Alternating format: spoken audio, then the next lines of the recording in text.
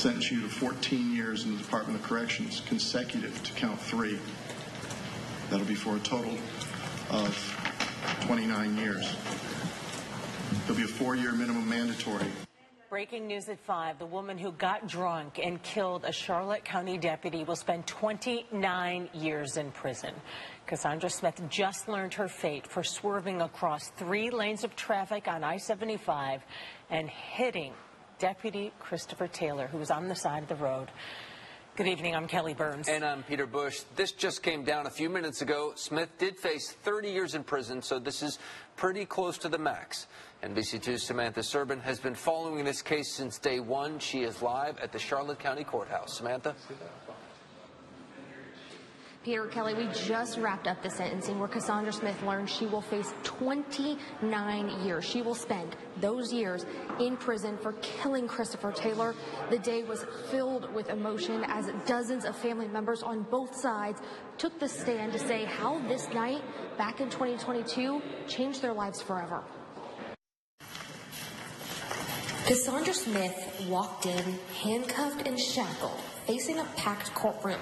The first family member to speak was Christopher Taylor's father. All my life, this young man wanted to help people. He spoke about the worst day of his life. And I thought, no, that's not good.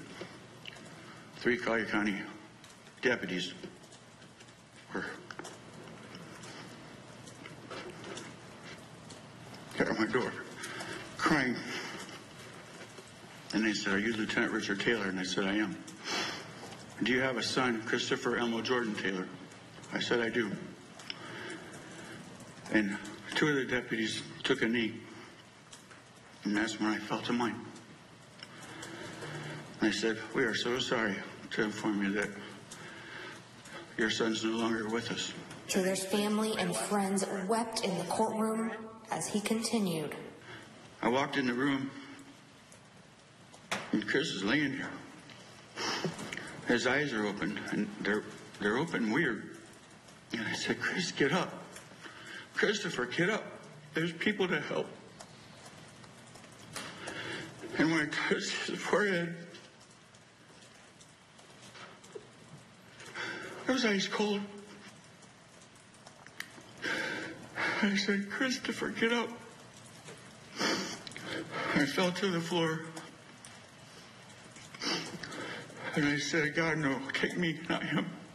Taylor's grandmother was one of a nearly dozen to take the stand to talk about their beloved Christopher.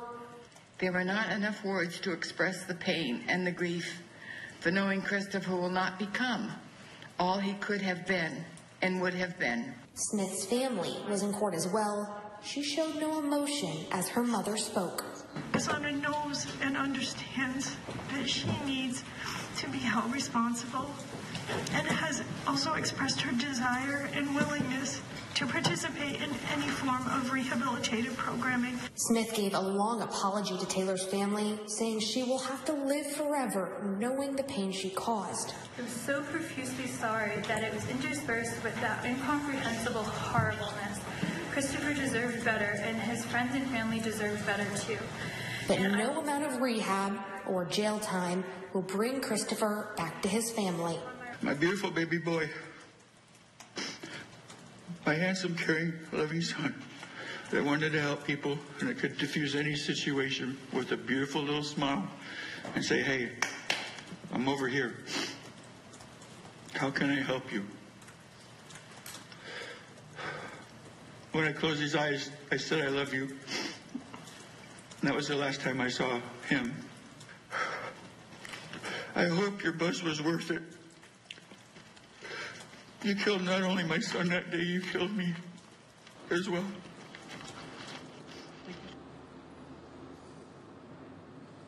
As you heard right there, a lot of emotion in the courtroom today. I spoke with Christopher Taylor's mom, who was too emotional to get up on the stand today. She told me they are going to Christopher's graveside right now to spread the good news that Cassandra Smith will be in prison for a long time. I'm local from the Charlotte County Justice Center. Samantha Serban, NBC2. Oh my goodness. That was Yeah, the father had so much courage speaking in the courtroom, and the emotion in the courtroom was just incredible. And it was more emotion than Cassandra Smith ever showed this entire process. I mean, she said she was sorry today, Yes, but she did. she never seemed to care.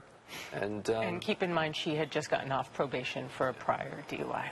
All right, we will continue to follow the story and get reaction for you, and we'll be live from the courtroom again at 6 o'clock. We do have some break.